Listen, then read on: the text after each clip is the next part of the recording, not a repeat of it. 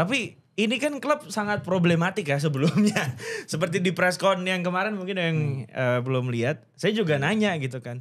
Kenapa pengen pindah ke Kalteng Putra gitu? Apa yang diiming-imingi, apa yang dijanjikan di saat memang Kang Sahar juga mikir, iya kan klub nu boga masalah. Oh, ge baheula gitu. Bahkan sempat mau gabung Persib kan sempat gabung, sempat trial. Sempet iya. Saya Mau meluruskan ya. Kayak orang yang ngeho ya. Selamat datang di Asis.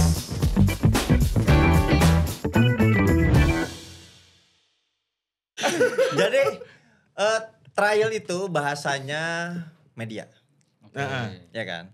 Ya, Bahasa media, YouTube gitu. Sebenarnya sebelum saya berangkat ke Jogja itu kita udah deal harga. Oke. Oh. Terus saya bilang, terus gimana nih Pak? Deal ya harga? Oke. Pak Sahaya. Disebut Pak. Oke, balik ke versi D saya disebut. Gimana nih Pak? Pokoknya Pak lah ya. Segini ya, udah ngomong sama agent ya, agent saya kan yang nego. Oke Pak, masalah harga mah saya nggak jadi masalah, saya bilang itu. Yang penting saya bilang bisa balik ke Persib, saya bilang itu. Mau main gak main, yang penting saya Bapak bisa menghargai saya sebagai ini. Saya nggak ngomong, tapi pemikiran saya, yang penting kalian ada menghargai saya sebagai yang pernah berkontribusi bahwa tim ini juara. Gitu. Jadi saya nggak pernah mempermasalahkan harga. Lagian Bandung Jakarta kan dekat gitu kan, nggak jadi masalah lah. Ya udah Sahar ke Jogja ya, Jogja saya tiket sendiri, coba nggak dibeliin, tiket sendiri.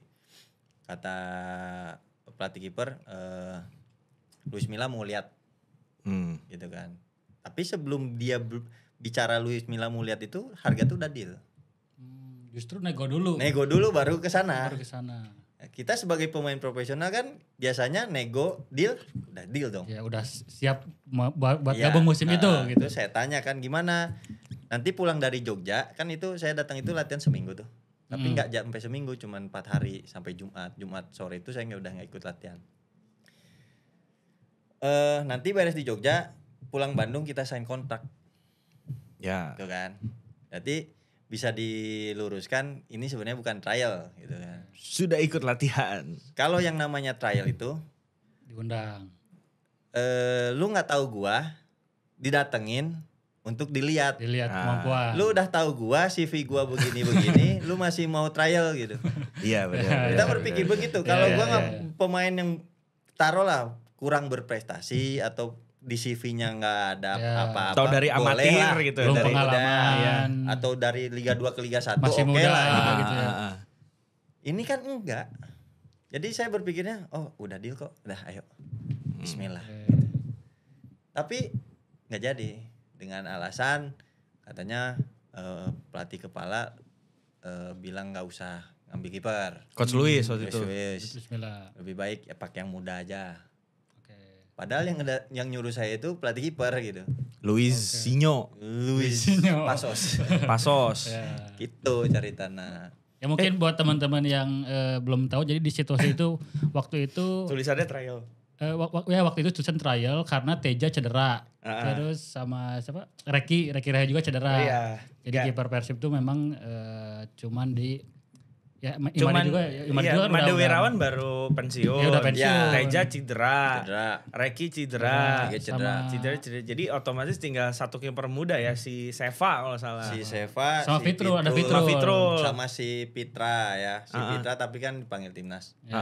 Timnas. Akhirnya manggil Kang Sahar buat join. Akhirnya nggak jadi. Terus kapan panggilan Kalteng Putra itu ada dan kenapa jadi pengen ke sana? Dari situ saya disuruh Luis Pasos buat ke Madura. Ceritanya ya. Karena pelatihnya Brazil juga ya? Brazil. Terus si Gerson itu, pelatih itu sama pelatih kepalanya tuh udah seneng, udah suka. Kita berbicara dari posisi pemain, pelatih ke pemain dan sebaliknya. Tapi di sisi manajemen tidak setuju. Ngambil saya, akhirnya ya tidak bisa apa-apa. Dari situ akhirnya pulang lah saya. Habis dari situ saya di rumah Liga 1 udah tutup ya kalau nggak salah ya? Liga 1 itu udah tutup. Ya, udah tutup. Akhirnya kebetulan Liga Kalteng ini kan pelatihnya Pak Japri Sastra tuh. Saya sama dia pernah. Terus saya tanya, Pak di Kalteng ya ada lowongan kiper nggak? Saya sampai nawarin diri. Oh, jadi nawarin diri. Jujur nih ya, saya nawarin diri. Ya. Udah gitu, oh ya kiper baru 2 nih katanya, Jandia sama Endang, boleh Har, tapi di sini nggak besar kontraknya. Saya bilang Pak, kita sudah tidak mencari besar kecil. Saya bilang yang penting jalan lah. Saya bilang keuangan dapur ngebul lah, bla bla bla. Saya bilang, oh ya udah, akhirnya nego deal. Terus saya bilang Pak, ini klub aman nggak? Ya bilang ke saya sih, ownernya langsung bilang aman, oke Har, bla bla bla. Akhirnya saya mau, karena target juga gitu. Nah, masuklah ke tim itu, oke, bayar lancar, DP lancar. Ngelihat rekrutannya juga cukup meyakinkan ya. Kan. DP lancar, gaji lancar, oh bagus nih. Tapi ada beberapa hal yang kurang baik. Ada seperti misalkan kita ini persiapan tim tapi kayak persiapan perlengkapan nggak komplit. Oh gitu. Kayak bola aja masih pakai yang nomor 3 gitu, yang harga 200 ribuan. Persiapan apa begini, kok begini gitu. Tapi kan. target tim? Target tim tuh lolos promosi Liga 1. Tapi setelah berjalannya pertandingan begini, kok ada yang aneh ya, saya bilang ini. Kok kita main di kandang aja bisa dicurangin wasit, saya bilang gitu. Ini ada apa nih? Gitu. Tapi saya nggak mau panjang lebar lah bercerita tentang itu ya.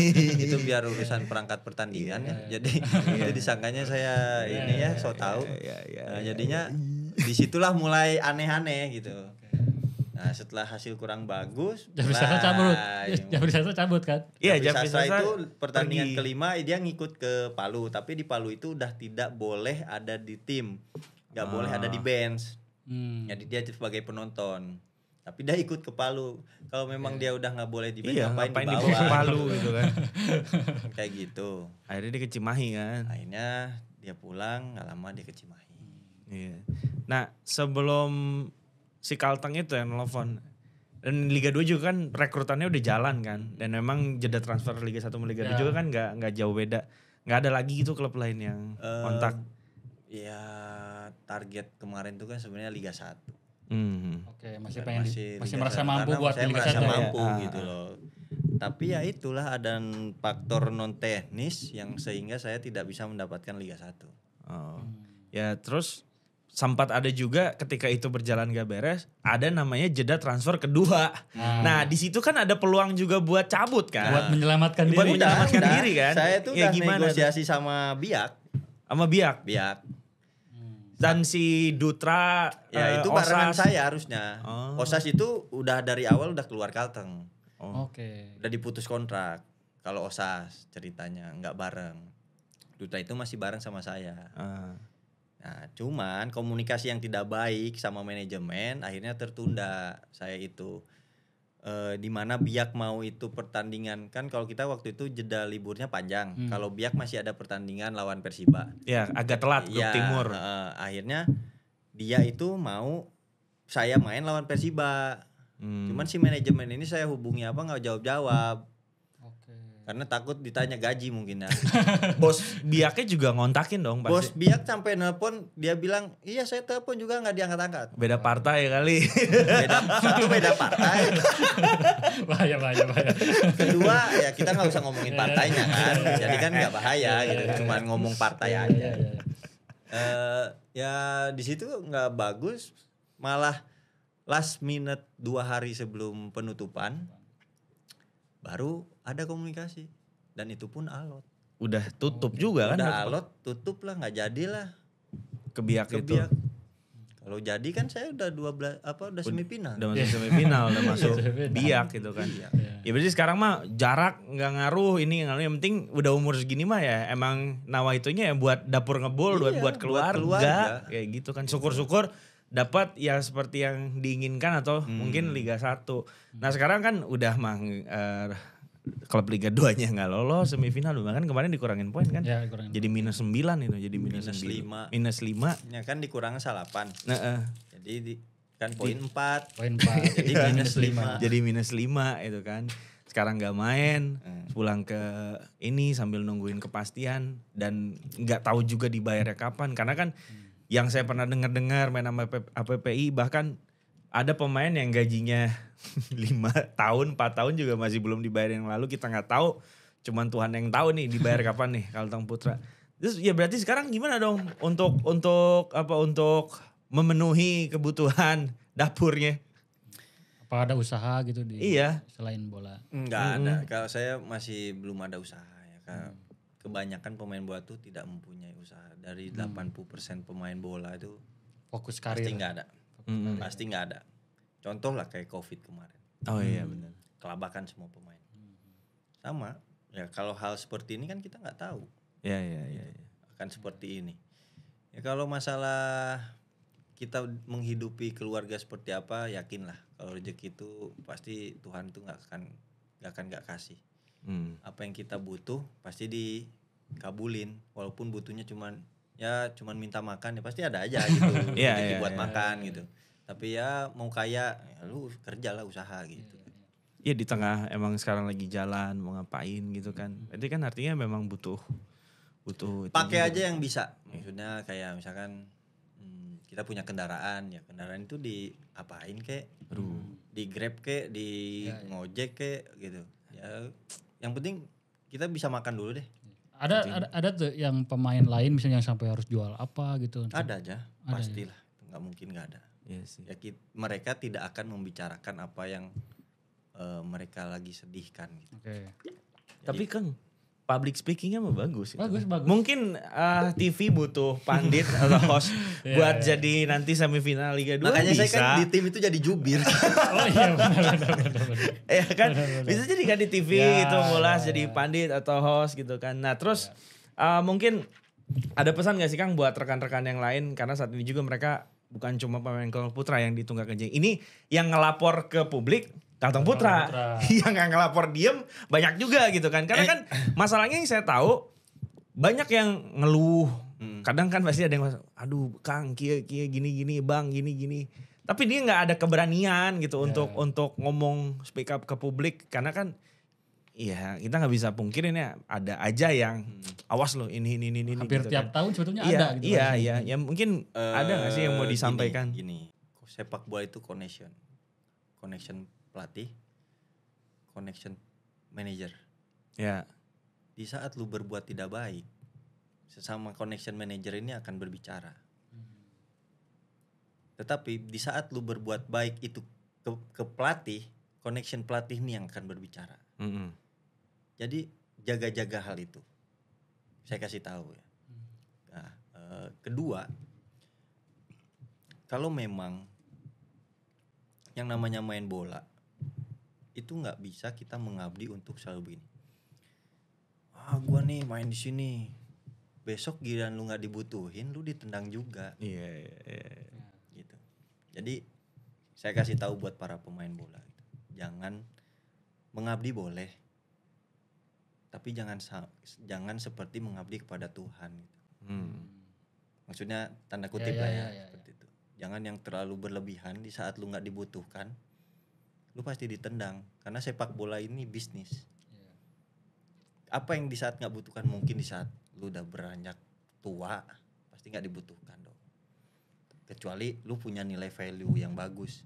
Misalkan kayak contoh lah ya Mas BP. Dia udah pensiun tapi di tim itu dipakai apa? Dia punya value yang bisa dijual oleh tim itu. Misalkan seperti apa ya? Firman Utina gitu ya. Firman Utina. Terus seperti ya yang maksudnya yang pemain yang bisa dijual lagi sama klubnya walaupun udah pensiun kan nggak terlalu banyak. Dia punya nilai jual kan? Walaupun dia udah nggak aktif main. Betul, ada yang seperti itu. Jadi jangan terlalu membanggakan apa yang kalian dapat sekarang dan jangan terlalu mengabdi berlebihan kepada si klub. Itu penilaian saya. Itu terserah mau pro kontra netizen serang saya silahkan. Tapi itulah kenyataan. Sepak bola itu bisnis sekarang. Jadi nggak bisa. Industri. Dan pemain bola itu dikontrak. Besok pun kontrak bisa diputus. Klub tinggal kasih kompensasi. Selesai. Gitu kan. Jadi sepak bola ini bisnis and connection. Gitu. Jadi ya kita lakukan aja yang terbaik. Kita kasih aja yang terbaik. Disiplin, attitude baik apa. Di saat kalian tidak dipakai lagi di sini, akan ada klub yang akan menampung kalian. Gitu. Itu kalau pesan saya gitu. Mumpung lagi musim-musimnya ini Kampanye. Kampanye. Enggak, Jadi saya mau kampanye. Iya, bukan. Ini musimnya mungkin mewakili pesepak bola lebih spesifiknya. Apa sih aspirasi yang memang masih jadi kekhawatiran bahwa seorang atlet, apalagi sepak bola, kalau saya main Kemenpora ya Kang ya, kalau saya main di Kemenpora tuh ada 3 cabang olahraga industri, berarti yang udah valid dianggap industri, sepak bola, basket, dan bola voli. Nah sekarang apa sih yang masih jadi kekhawatiran dari seorang pesepak bola profesional dalam kesejahteraan atau hidup? Karena yang saya tahu mungkin tadi dapat cerita memang 80% belum memikirkan hari tuanya.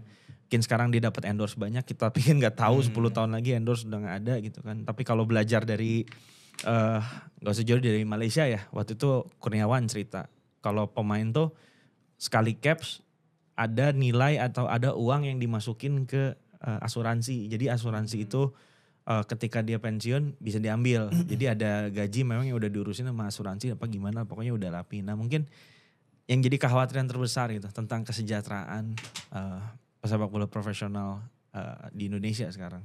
Dalam hal bentuk kekhawatiran tuh semua pemain pasti. Karena atlet juga Ya, kan atlet, buruh kan, atlet, profesional. Ya profesi lah ya. Atlet semua sih kayaknya itu rasa khawatir dia. Apalagi saya punya teman, kita berbicara di atlet profesional di mana dia kayak misalkan contoh binaragawan. Ya, saya banyak teman binaragawan. Tidak sebanding prestasi dia dengan nilai hadiah. Taruhlah seperti itu. Sedangkan pengeluarannya banyak, tapi hadiahnya income-nya sedikit. Tapi nilai positifnya, dia membentuk badan seperti itu, seni memahat badan seperti itu, tidak bisa didapatkan oleh orang lain. Itu segi positifnya. Tetapi kalau dari segi atlet renang, atlet basket yang kompetisinya sebentar, mereka sih dalam hal undang-undang kalau dalam bentuknya dia bekerja dalam wadah seperti klub badminton PB, ya kan, mereka dapat perlindungan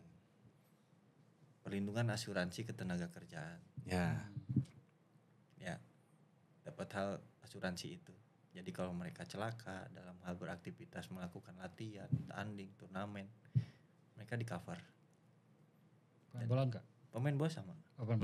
Makanya pemerintah itu mengeluarkan undang-undang ketenaga kerjaan. Si para atlet ini dimasukkan, tapi harus diwadahi oleh PT. PT itu misalkan klub ini namanya si A, tapi dia punya PT yang mengkoridori dia untuk kuat dalam persyaratan. Kan sepak bola kan dia udah profesional, dia harus berbentuk PT yang menjamin kesejahteraannya si pemain. Makanya dibuatlah undang-undang ketenaga kerjaan, dan makanya si pemain bola itu masuknya ke pegawai masuknya gitu, yang didaftarkan oleh ke tenaga kerjaan. Jadi udah memang secara BPJS udah ada gitu udah kan. Ada BPJS ketenaga kerjaan dari si tim sepak bola ada. Tapi belum bisa Basket dicairin ada. atau gimana? Itu bisa dicairinnya kapan? Itu sebenarnya ada 2 program yang saya tahu. Kecelakaan sama asuransi jiwa. Hari tua.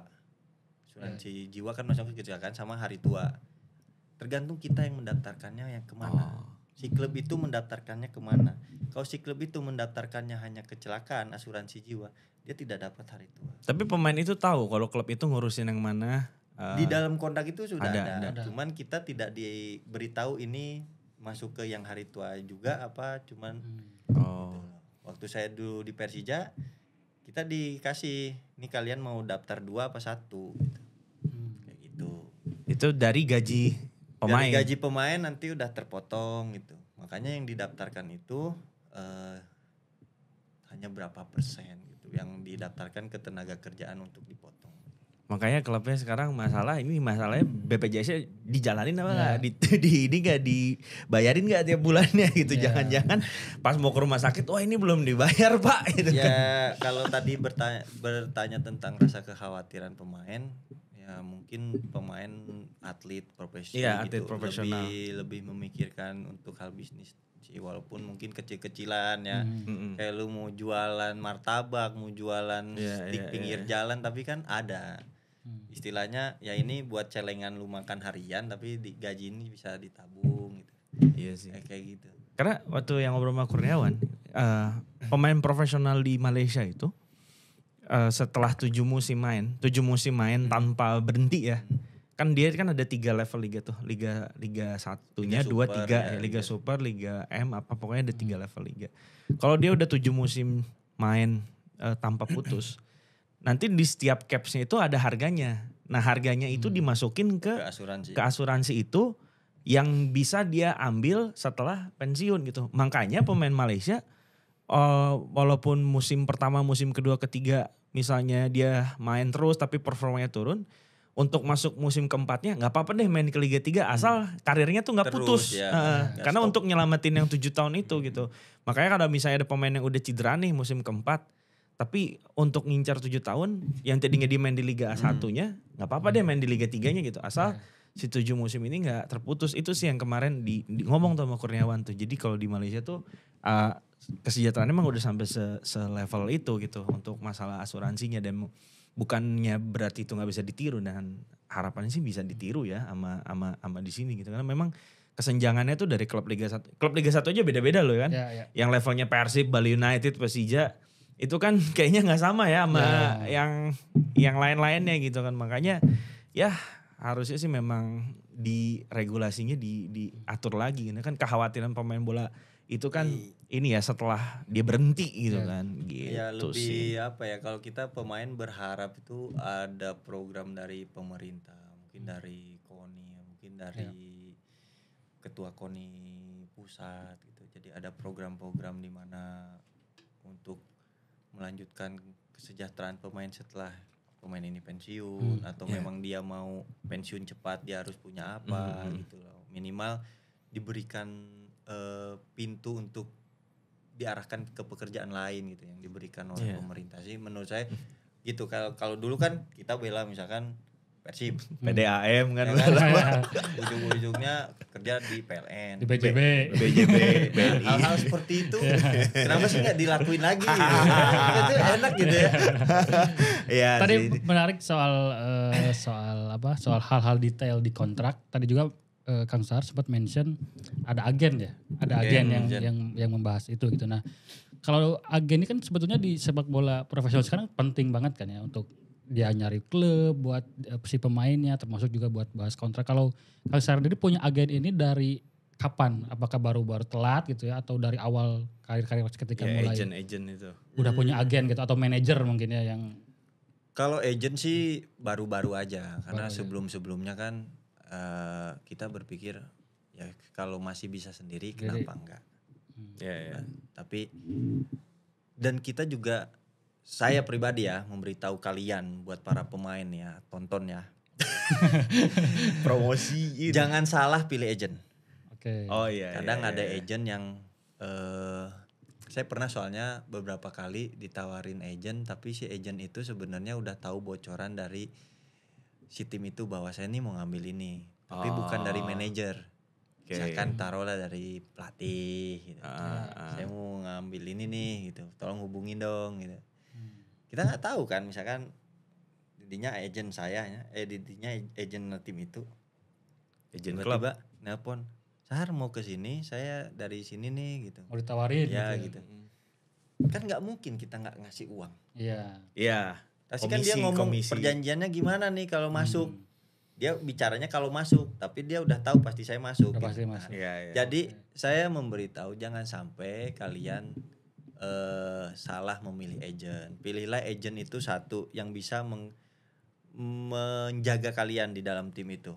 Di saat tim itu bermasalah, agent itu yang maju duluan. Gitu loh. Di saat ada perjanjian yang tidak terjalankan oleh klub itu, agent itu yang jalan. Jadi jangan punya agent ini nawarin klub ini di saat kamu punya masalah gaji, masalah apalah lainnya, si agent ini angkat tangan. Cuma bisnis gitu. Iya, cuman bisnis. Dia ingin ngambil uang kita aja. Jangan. Jadi kalian cari agent yang memang membantu kalian dalam hal seperti itu. Makanya dibuatlah perjanjian sama agent itu. Gitu. Iya. Karena banyak juga agent-agent itu yang di blacklist gitu. Banyak juga sebenarnya. Oh ini kerjanya nggak beres nih, mau uang aja di blacklist tuh. Akhirnya klub itu nggak mau pakai agent itu. Dulu itu sering terjadi tuh sama agent pemain asing. Ya. Gitu loh. Tapi sekarang mulai per tahun lalu ya, dapat ngobrol juga sama PPI bahwa agent tuh mulai ada certified-nya lagi. Ada lisensi lagi, ada tesnya lagi, ada ujiannya lagi untuk jadi agent di wilayah sepak bola Indonesia. Kemarin ujiannya bahasa Inggris dari FIFA, dapat cerita dari beberapa agent yang daftar, mungkin agent-agent yang udah familiar di Indonesia. Kemarin tuh cuman 1 yang lolos dan saya tidak bisa menyebut namanya. Gak usah disebutin. Cuman 1 yang lolos, artinya memang agent-agent itu mungkin entah kemampuan bahasa Inggris karena tes bahasa Inggris belum bisa, tapi memang itu dalam 1 tahun ada beberapa termin dan mungkin akan banyak. Jadi mungkin akan ada agent yang berlisensi lah dari si PSSI. Ya, untuk menghindari situasi-situasi kayak tadi. Kayak tadi. Supaya nggak dicurangin gitu kan si pemain. Nah sekarang kita bahas soal Kang Sahar yang memilih untuk menjadi kiper. Mungkin kalau dia bukan kiper atau striker lebih gampang dapat klubnya gitu ya. Bukan kiper ya, atau jadi striker back lebih gampang dapat klubnya. Ya bahkan posisinya kan kayak yang tadi Persib kipernya udah 5, Biak udah 5, ya gimana kita nggak nyari kiper lagi. Dan gak bisa pasang 2 kiper masalah. Gak bisa pasang 2 kiper. Nah, dulu di Purwakarta pasti bukan kiper dong awalnya. Apa jangan-jangan bukan pemain bola juga? Nggak, awal suka olahraga itu malah bukan sepak bola. Nah iya, orang curiga soalnya tinggal di degan teh. Dulu tuh malah diarahin sama orang tua tuh badminton. Okay. Oh. Ya karena kan orang tua sering badminton tuh, ke gor gitu. Jadi ngikut, akhirnya di situ pengen bisa, akhirnya udah bisa disekolahin masuk sekolah badminton gitu kan. Tapi karena kita tahu kayak pencari bakatnya di situ kurang, turnamennya kurang, jadinya rumah juga area tempat olahraga semua, ada gor badminton, basket, bola gitu. Purwakarta mana sih kan kota di Purnawarman saya dulu, di dekat stadion malah di belakang stadion.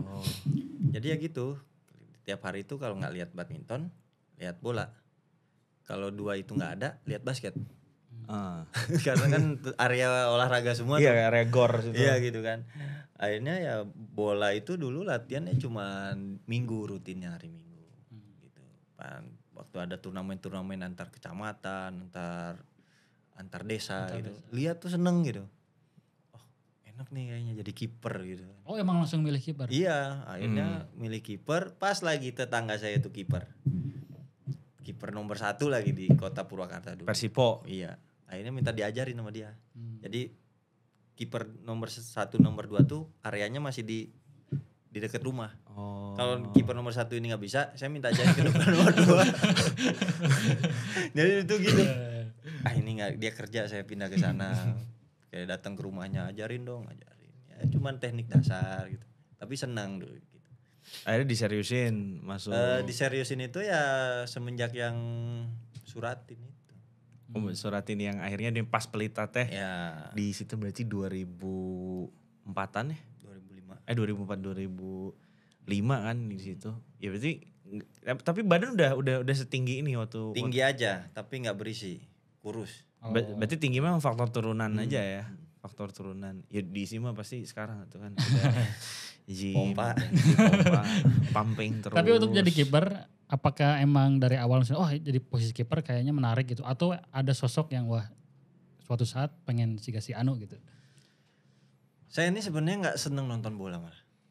Ada yang kayak gitu. Serius. Kalau Steves juga nggak gitu. Nggak suka saya nonton bola. Jangan kan ya suka-suka tuh ya zamannya David Beckham masih main bola gitu kan. Malah sukanya tuh bukan ke kiper.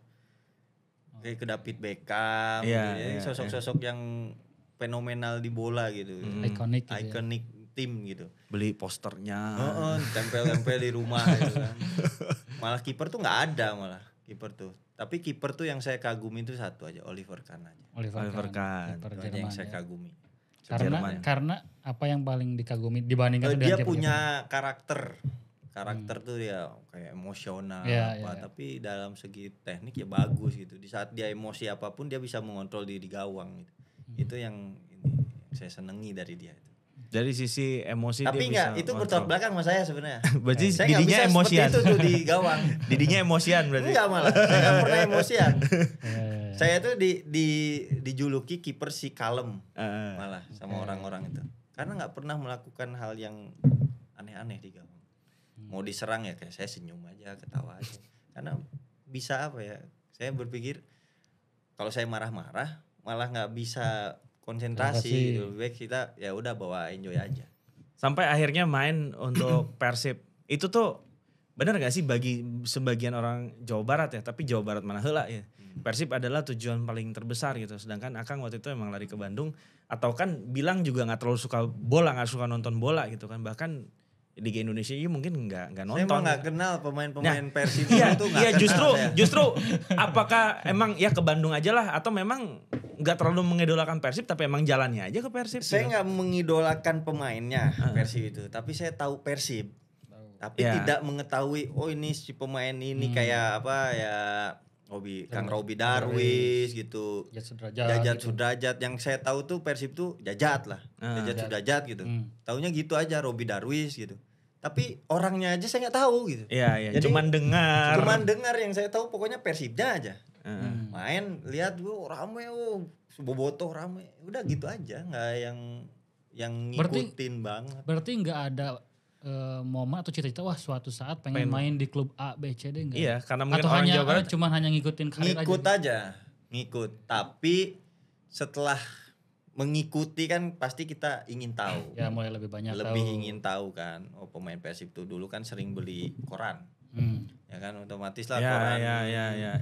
Apa tuh Radar, koran PR pasti Persib paling gede kan dulu. Di Persib itu ada pemain Purwakarta.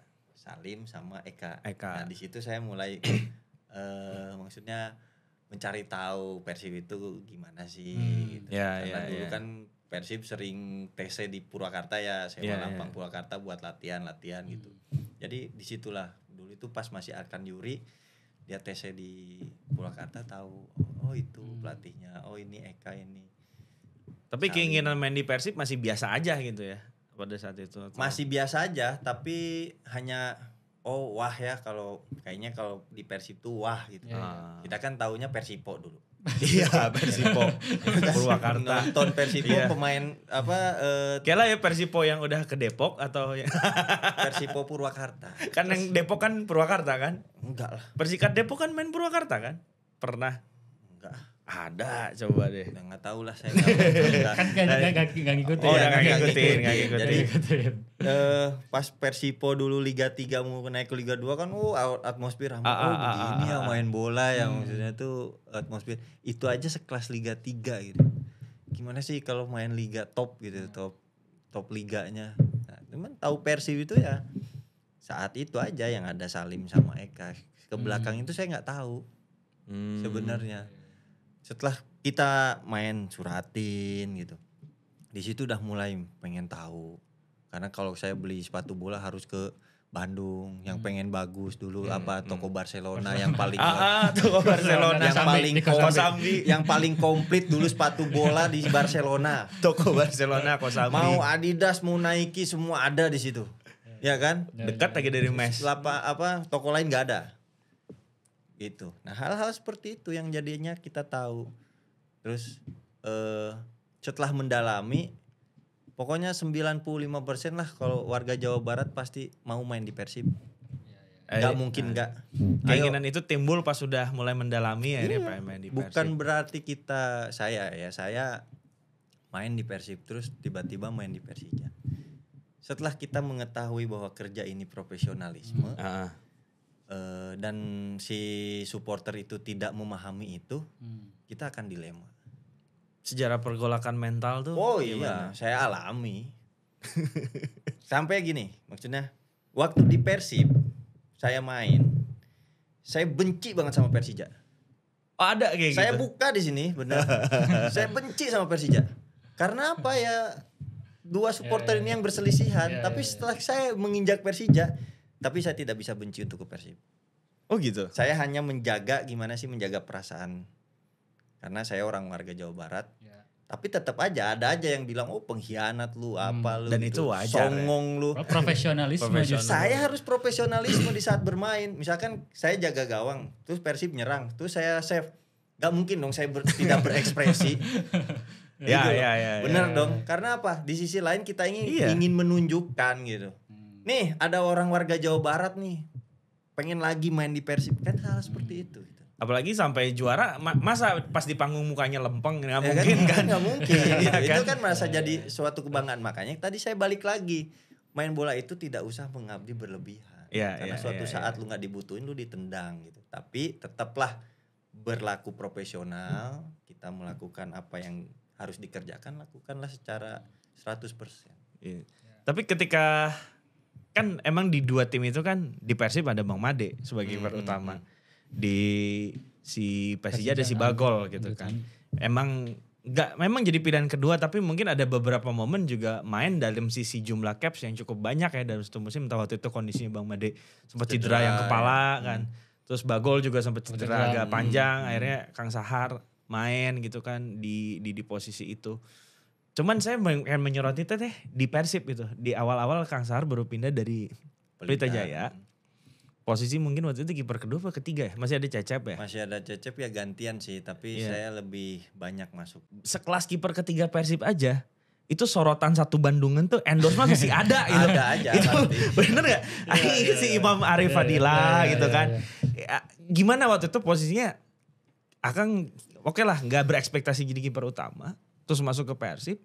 Tapi kok udah kayak anjir treatmentnya juga seleb Bandung gitu. Jadi artis gitu kan. Kalau zaman saya kan masih belum rame Medsos. Instagram tuh baru ya. Jadi 2012 tuh Instagram baru ada. 2013 saya di Persib itu belum rame. Kalau Twitter oke. Kita tweet apa rame gitu kan.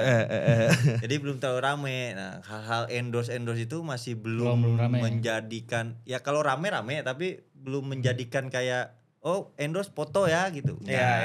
Cuman foto buat dia pajang mungkin di tokonya gitu. Kalau untuk hal-hal skater. Ya, skater dulu kan. Apalagi tuh si Bos Imon punya tuh, Bos Imon ya. Kayak gitu jadinya belum untuk dikomersilkan buat mereka, dan kita pun tidak meminta bayaran. Beda kayak sekarang ya. Produk aja murni ya. Gitu ya. Kasih produk. Kalau sekarang kan udah Instagram, post ya Instagram. Red card berapa?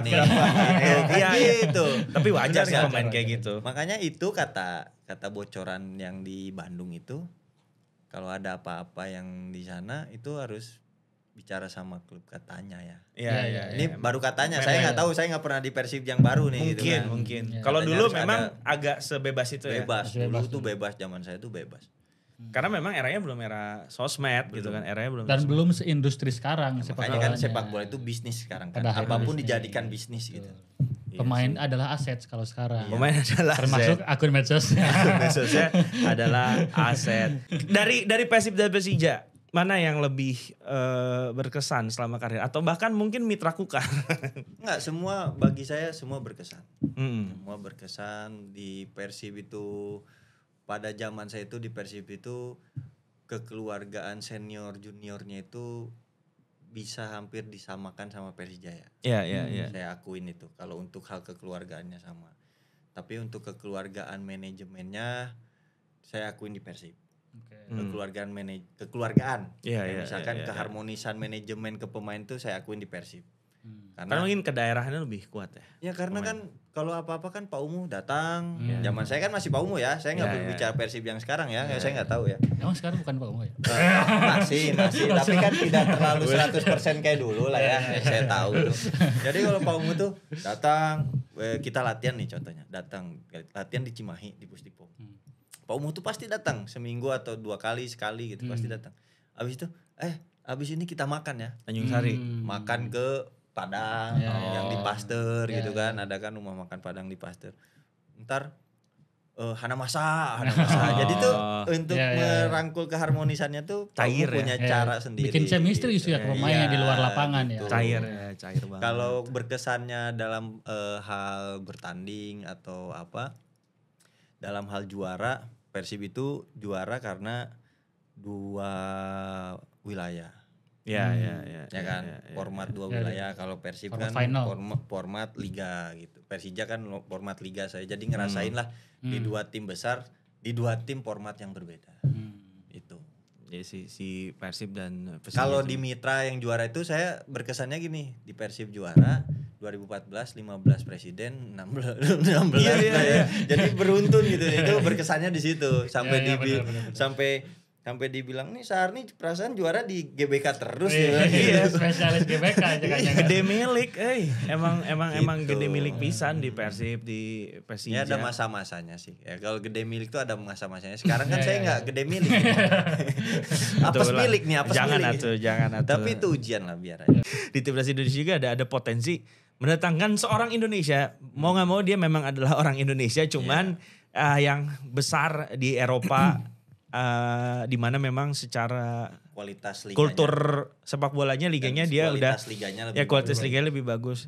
Akang ngelihatnya gimana? Apa yang diharapkan jika memang ada satu nama ya yang si Martin Paes itu ya untuk datang dia main di Amerika, orang Belanda, akan berpotensi main untuk timnas Indonesia. Tapi Akang ngelihatnya gimana di saat memang memanggil orang-orang Indonesia kita yang memang besarnya di Eropa. Seperti Martin Paes. Ini harus saya jabarkan ya sebenarnya. Ini harus saya jabarkan. Mau dijatimkan nggak apa-apa, mau dijatengkan, dijakselkan nggak apa-apa.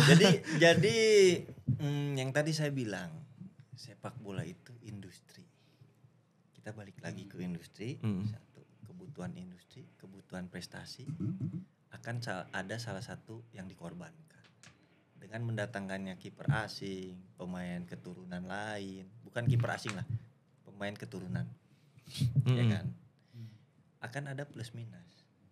Plusnya mungkin timnas kita lebih baik, minusnya pemain lokal yang sudah impiannya ingin menginjak timnas itu terhalang.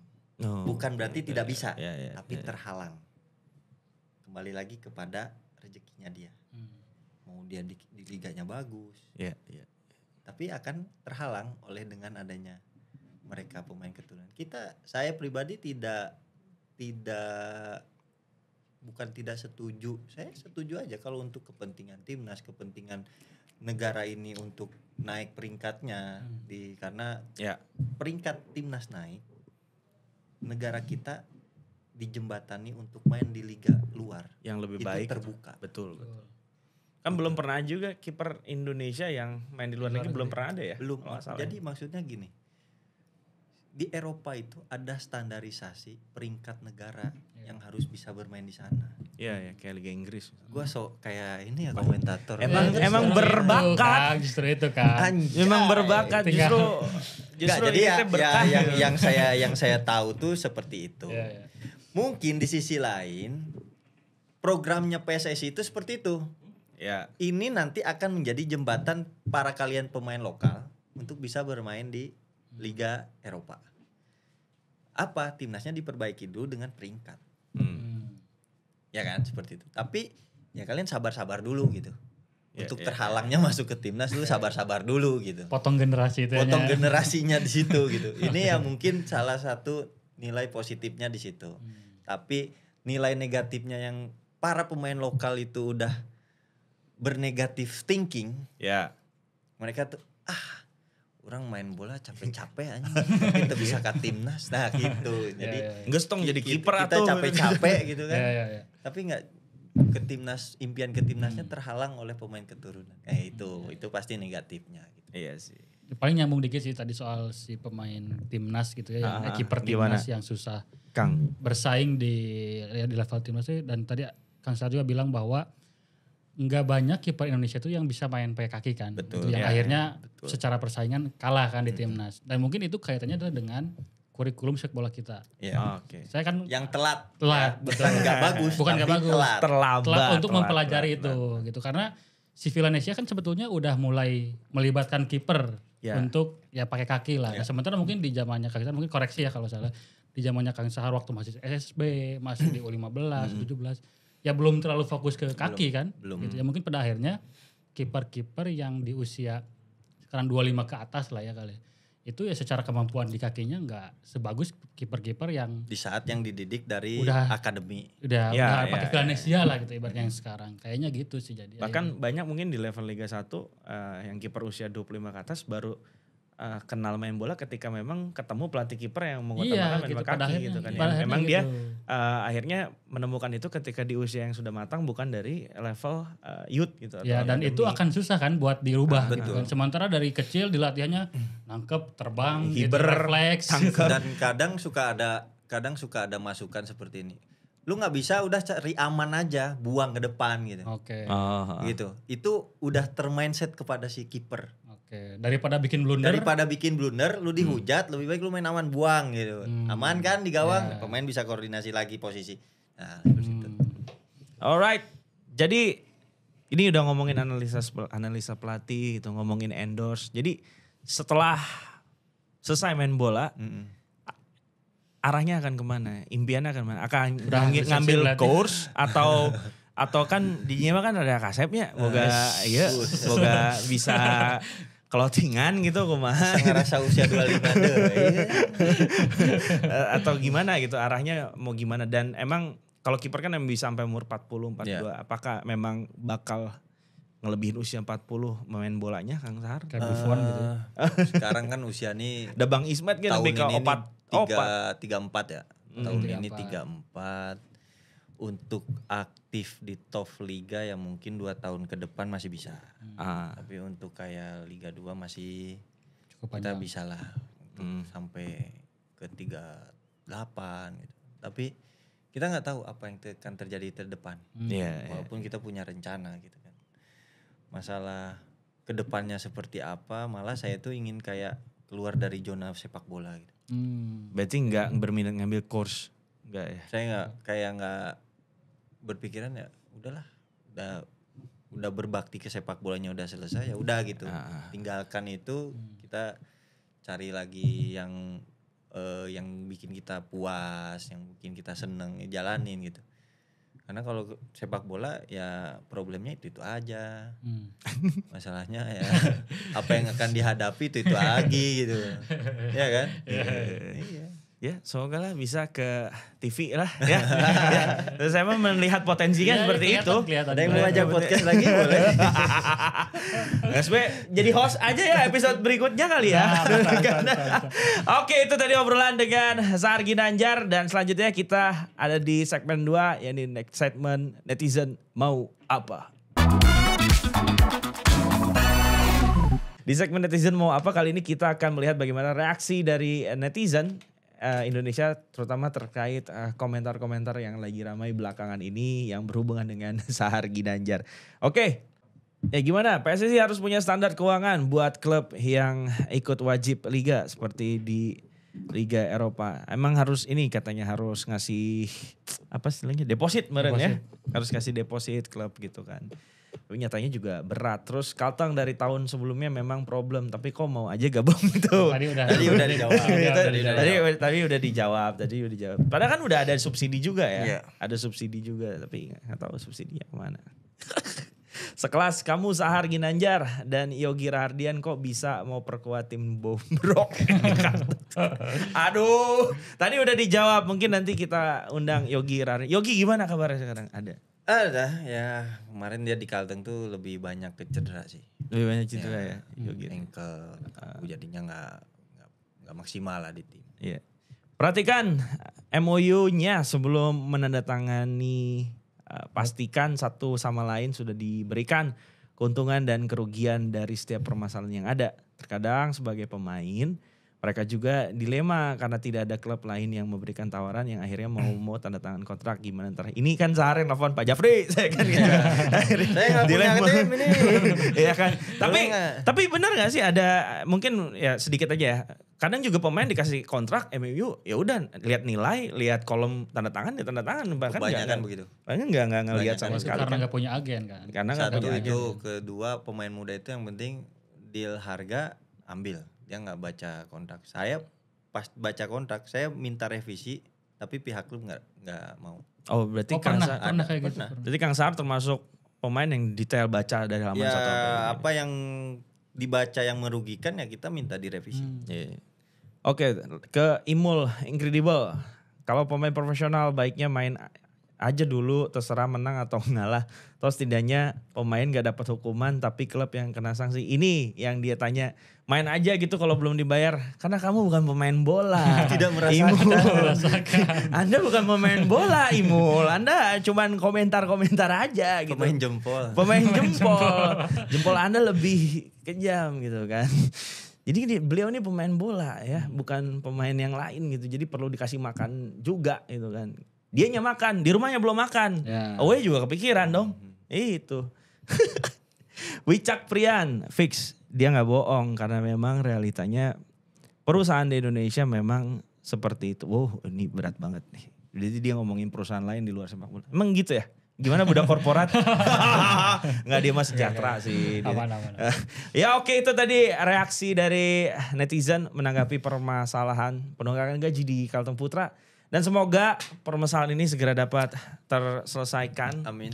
Semoga ada jalan keluarnya, nggak cuma Kang Sahar, nggak cuma pemain lain, tapi staff-staff yang itu sih yang agak nyelekit di hati itu, orang-orang yang memang kita nggak tahu, nggak pernah kelihatan main, tapi memang perannya cukup sentral juga di klub kayak Kidman dan lain-lain. Oke, sebelum pamit kita mau ucapin thank you buat Studio 36 yang udah nyediain tempat keren ini. Jadi buat kalian yang ada di kawasan sekitar BSD atau ya dekat-dekat sini, atau nggak apa-apa yang dari Purwakarta, saudara Kang Sahar mau bikin podcast di sini silakan. Kang Sahar mau bikin podcast ini juga kita terbuka. Dan buat UMKM silakan kalau mau promo usahanya di sini bisa langsung hubungin Instagramnya Side to Side. Oke, saya Alvino, Kang Ardi, Kang Sahar, pamit, ciao, sampai jumpa di episode berikutnya. Mana nih?